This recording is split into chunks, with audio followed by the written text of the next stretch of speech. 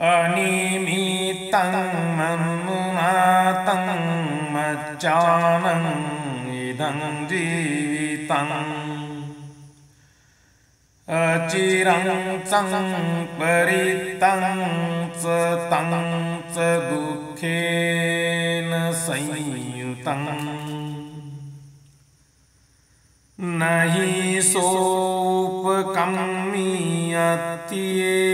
जाता न मीयरे जरं पीपत्वा मरणं एवं धम्मा हि पाणिनो फलानमीवं पक्कान् पातोपपतनाभयम् एवं जातानमच्चानं नित्यं मरणं तो भयम् यथापि कुम्भकारस्सकतामत्तिकभाजना सब्बे भेदनपर्यन्ता एवं मच्चानजीवितं दहराच महन्ताच बालायच पंडिता सब्बे मच्चुवसंगन्ति सब्बे मच्चुपारायणा तेषां मच्चुपरेताणं गच्छन्तं परलोकतो न पिता तायते पुत्रं नातिवापननातके पेखत्तंगेव नातीनं पस्सं लालपतं पुतु एकमेको च मच्चानं गोवत्सो वियनीयति एवं व्याहति लोको मच्चुनावजराय च तस्माद्धीरा न शोचन्ति विदित्वा लोकपर्यायम् यस्समग्गान् जानासि नागतस्सागतस्स वा उभो अन्ते असंपन्सं निरर्थं परिदेवसि परिदेवेय भानो वे कञ्चिदर्थं उदबहे सम्मूढं हि सम्मतानं करियचेनं विचक्षणो न हि रुन्देन शोकेन सन्ति पप्पोति चेतसो मिथ्यं सुपज्जन्ने दुःखं शरीरं उपहन्नति किसो वेवन्नो भवति हिंसमत्तानुमत्तना न तेन पेता पालयन्ति निरर्था परिदेवना शोकं पजनहं जन्तु हि यो दुःखनि गच्छन्ति अनुत्थनन्तो कालकतं शोकस्सवसम्मन्वगु अन्यं पीपस्संगमिने यथा कम्पूपगे नरे मच्चुन्नो वसमागम्प फन्दन्ते चिदपाणिनो एति दशो विना भावे पस्सलोकस्य पर्यायम् अपि ते वस्सतं जीवे भेयो वापनमानवो नातिसंगा विना होति जहातीदं जीवितं तस्साहरतो सुत्वा विनये परिदेविता पेतं कालकतं दिस्वानसोलभा मया इति यथा शरणमादितं वारिणा परिनिब्बये एवंपि धीरो सम्पन्नो पंडितो कुशलो नरो क्षिपमुपन्तितं शोकं वातो तुलंव धन्यसे परिदेवपज्यं पंच दोमनस्सं च अत्तनो सुखमे सानो अब्बहे सल्लमत्सनो अबुळहं सल्लासे असितो सन्ति अपत्स चेतसो सब्बशोकतिक्कन्तो असुको होति निबत्तो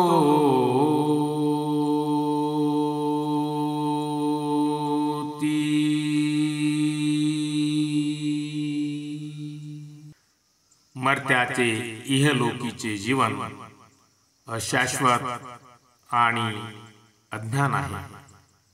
ते श्रमयुक्त, अल्पकालीन व दुःख मिश्रित आहे. जन्मलेले कोणतेही प्राणी मात्र मरणारच, यावर कोणताही उपाय नाही. वृद्धत्व येऊन ते मरणारच, कारण हा प्राणी मात्राचा स्वभाव आहे. पिकलेल्या फळांना जसे सकाळी खाली पडण्याचे भय, तसेच जन्मलेल्या कोणत्याही प्राणीमात्रांना नेहमीच मरणाचे भय आहे.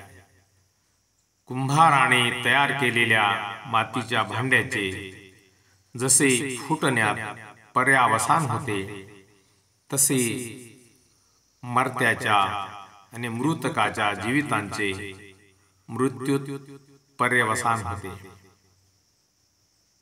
लहान व मोठे, मूर्ख आणि पंडित हे सर्व मृत्यूला वश होतात. हे सर्व मृत्यूपरायण आहे.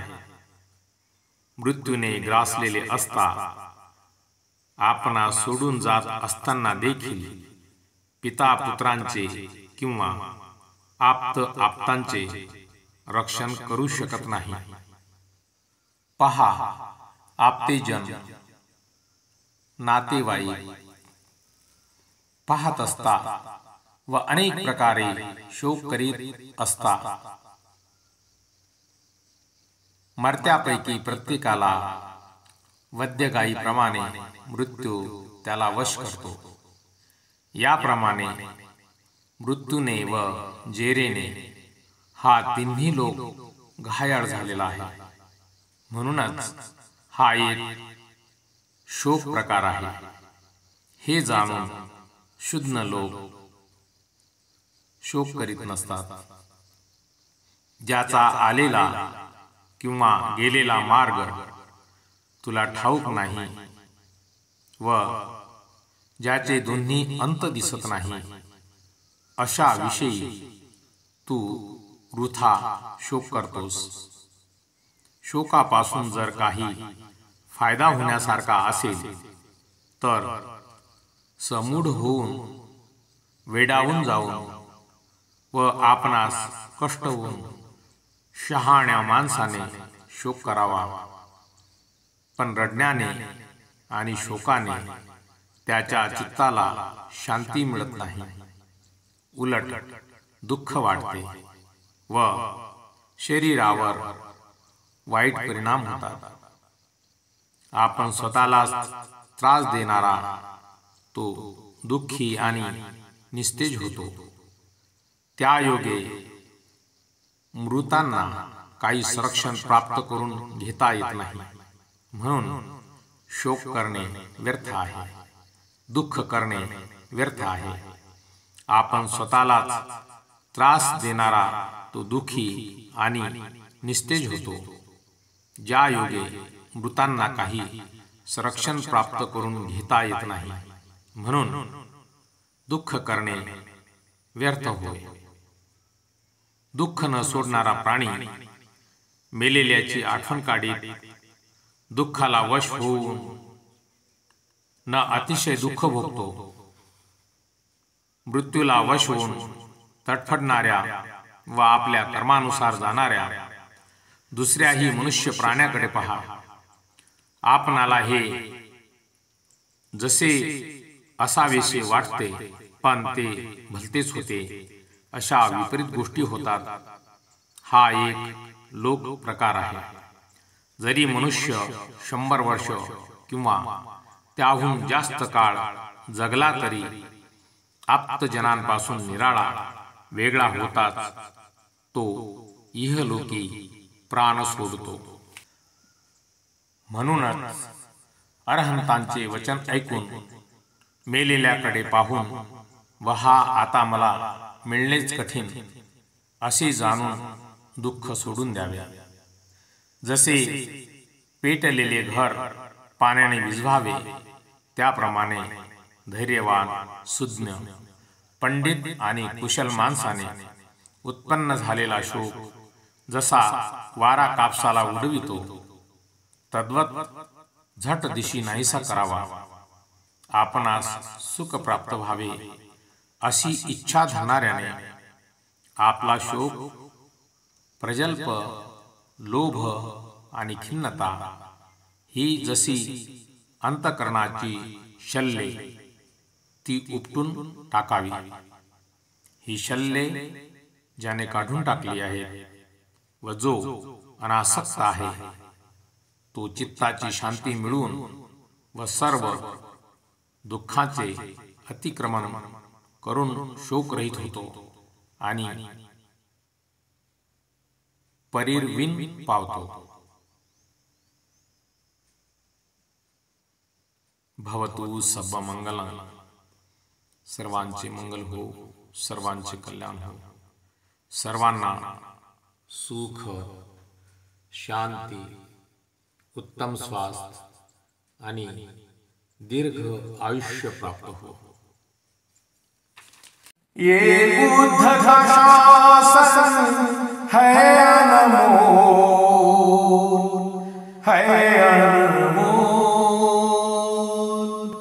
बुद्धं शरणं गच्छामि.